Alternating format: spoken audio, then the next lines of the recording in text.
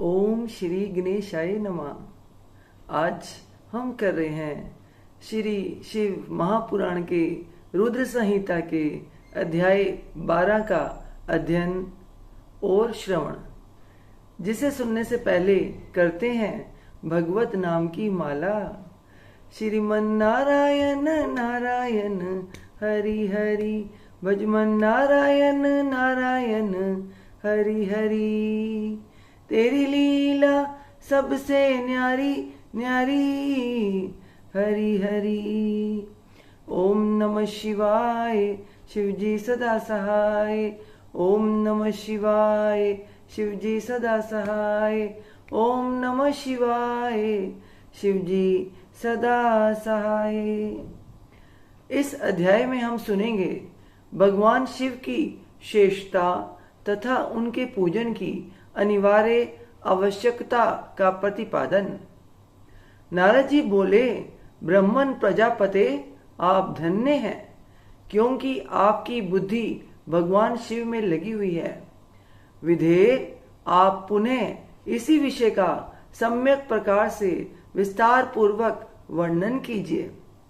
ब्रह्मा जी ने कहा, तात, एक समय की बात है, मैं सब ओर से ऋषियों तथा देवताओं को बुलाकर उन सबको क्षीर सागर के तट पर ले गया, जहां सबका हित साधन करने वाले भगवान विष्णु निवास करते हैं। वहां देवताओं के पूछने पर भगवान विष्णु ने सबके लिए शिव पूजन की ही श्रेष्ठता बतलाकर यह कहा कि एक मुहूर्त या एक क्षण भी जो शिव का पूजन नहीं किया जाता, वही हानि है, वही महान छिद्र है, वही अंधापन है और वही मूर्खता है। जो भगवान शिव की भक्ति में तत्पर है, जो मन से उन्हीं को प्रणाम और उन्हीं का चिंतन करते हैं, वे कभी दुख के भागी नहीं होते। जो महान सौभाग्यशाली पुरुष मनोहर भवन, सुंदर आभूषणों से विभूषित स्त्रियां, जितने से मन को संतोष हो उतना धन, पुत्र पौत्र आदि संतति, आरोग्य, सुंदर शरीर, अलौकिक प्रतिष्ठा, स्वर्गीय सुख, अंत में मोक्ष रूपी फल अथवा परमेश्वर शिव की भक्ति चाहते हैं, वे पूर्व जन्मों के महान पुण्य से भगवान सदा शिव की पूजा अर्चा में प्रवृत्त होते हैं।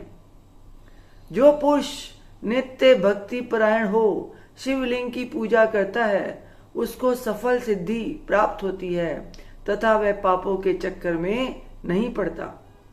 भगवान के इस प्रकार उपदेश देने पर देवताओं ने उन श्री हरि को प्रणाम किया और मनुष्यों की समस्त कामनाओं की पूर्ति के लिए उनसे शिवलिंग देने के लिए प्रार्थना की। मुनिश्रेष्ठ उस प्रार्थना को सुनकर जीवों के उद्धार में तत्पर रहने वाले भगवान विष्णु ने विश्वकर्मा को बुलाकर कहा, विश्वकर्मन, तुम मेरी आज्ञा से संपूर्ण देवताओं को सुंदर शिवलिंग का निर्माण करके दो। तब विश्वकर्मा ने मेरी और श्री हरि की आज्ञा के अनुसार उन देवताओं को उनके अधिकार के अनुसार शिवलिंग बना कर दिए। मुनिश्रेष्ठ नारद, किस देवता को कौन सा शिवलिंग प्राप्त हुआ, इसका वर्णन आज मैं कर रहा हूं, उसे सुनो। इंद्र पद्म रागमणि के बने हुए शिवलिंग की और कुबेर स्वर्ण में शिवलिंग की पूजा करते हैं। धर्म पीतमणि में पुखराज के बने हुए लिंग की तथा वरुण श्याम वर्ण के शिवलिंग की पूजा करते हैं। भगवान विष्णु इंद्र नीलमय तथा ब्रह्मा हेममय लिंग की पूजा करते हैं। मुने विश्वे देवगण चांदी के शिवलिंग की, वसुगण पीतल के बने हुए शिवलिंग की तथा दोनों अश्विनी कुमार पार्थिव लिंग की पूजा करते हैं। लक्ष्मी देवी स्फटिक में लिंग की, आदित्य गण ताम्र में लिंग की, राजा सोम मोती के बने हुए लिंग की तथा अग्निदेव व्रज अर्थात हीरे के लिंग की उपासना करते हैं। श्रेष्ठ ब्राह्मण और उनकी पत्नियां मिट्टी के बने हुए शिवलिंग का, मयासुर चंदन निर्मित लिंग का और नागगण मूंगे के बने हुए शिवलिंग का आदर पूर्वक पूजन करते हैं। देवी मक्खन के बने हुए लिंग की, योगी जन भस्म में लिंग की, यक्षगण दधि निर्मित लिंग की, छाया देवी आटे से बनाए हुए लिंग की और ब्रह्म पत्नी रतन में शिवलिंग की निश्चित रूप से पूजा करती है। बाणासुर पारत या पार्थिव लिंग की पूजा करता है। दूसरे लोग भी ऐसा ही करते हैं। ऐसे ऐसे शिवलिंग बनाकर विश्वकर्मा ने विभिन्न लोगों को दिए तथा वे सब देवता और ऋषि उन लिंगों की पूजा करते हैं। भगवान विष्णु ने इस तरह देवताओं को उनके हित की कामना से शिवलिंग देकर उनसे तथा मुझ ब्रह्मा से पिनाक पाणी महादेव के पूजन की विधि भी बताई। पूजन विधि संबंधी उनके वचनों को सुनकर देव शिरोमणि मणियों सहित मैं ब्रह्मा हृदय में हर्ष लिए अपने धाम में आ गया। मुने, वहां आकर मैंने समस्त देवताओं और ऋषियों को शिव पूजा की उत्तम विधि बताई, जो संपूर्ण अभिष्ट वस्तुओं को देने वाली है। उस समय मुझ ब्रह्मा ने कहा, देवताओं सहित समस्त ऋषियों, तुम प्रेम परायण होकर सुनो। मैं प्रसन्नता पूर्वक तुमसे शिव पूजन की उस विधि का वर्णन करता हूँ जो भोग और मोक्ष देने वाली है। देवताओं और मुनीश्वरों, समस्त जंतुओं में मनुष्य जन्म प्राप्त करना प्राय दुर्लभ है। उनमें भी उत्तम कुल में जन्म तो और भी दुर्लभ है। उत्तम कुल में भी आचारवान ब्राह्मणों के यहाँ उत्पन्न होना उत्तम पुण्य से भी ही संभव है।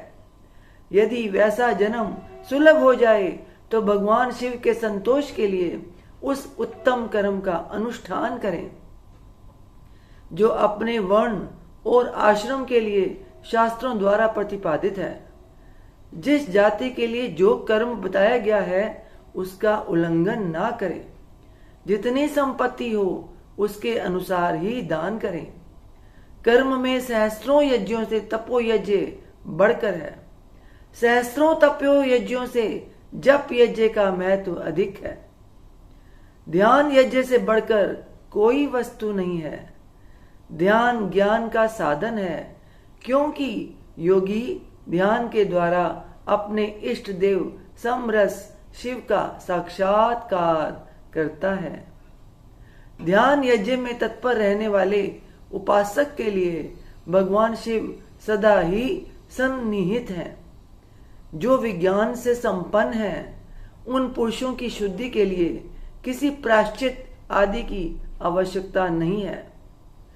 मनुष्य को जब तक ज्ञान की प्राप्ति ना हो तब तक वह विश्वास दिलाने के लिए कर्म से ही भगवान शिव की आराधना करे। जगत के लोगों को एक ही परमात्मा अनेक रूपों में अभिव्यक्त हो रहा है।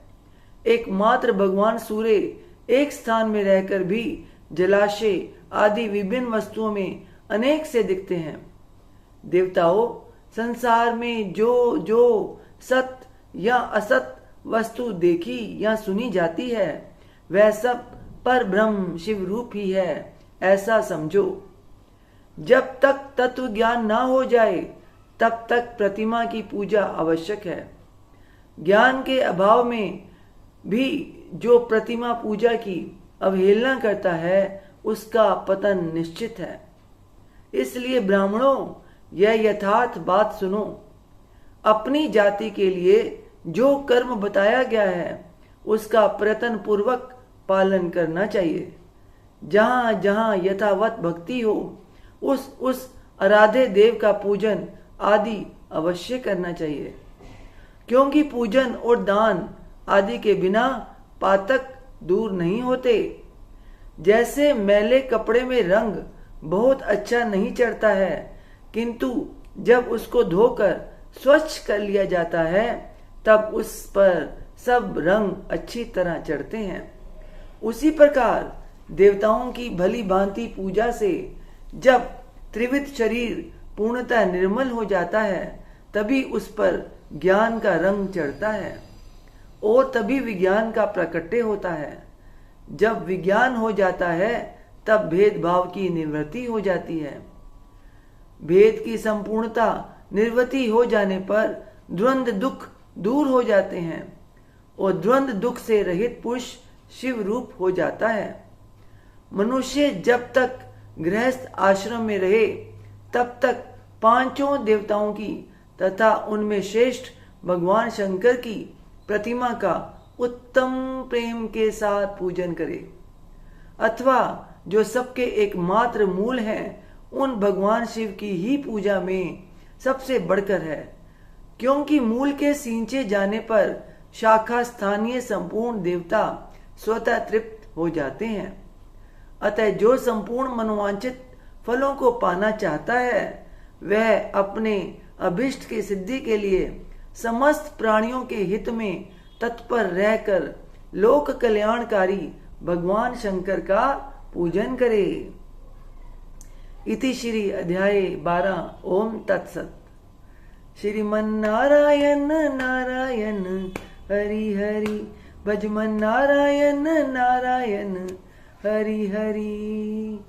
तेरी लीला सबसे न्यारी न्यारी हरि हरि। ओम नमः शिवाय, शिवजी सदा सहाय। ओम नमः शिवाय, शिवजी सदा सहाय। ओम नमः शिवाय, शिवजी सदा सहाय। ओम नमः शिवाय, शिवजी सदा सहाय। हे ईश्वर, आपकी बच्चे से आपकी पूजा अर्चना करने में, आपकी कथा का उच्चारण करने में कोई गलती हो गई हो, कोई शब्द का उच्चारण गलत हो गया हो तो अपनी बच्ची समझकर क्षमा कीजिएगा। अपना आशीर्वाद भरा हाथ, अपनी कृपा दृष्टि हमेशा हम सब पे बनाए रखिए। बोल सांचे दरबार की जय। जयकारा शेरा वाली दा। बोल सांचे दरबार की जय। जयकारे वाले नू मिठिया मुरादा। बोल सांचे दरबार की जय। जय माता दी, जय माता दी, जय माता दी।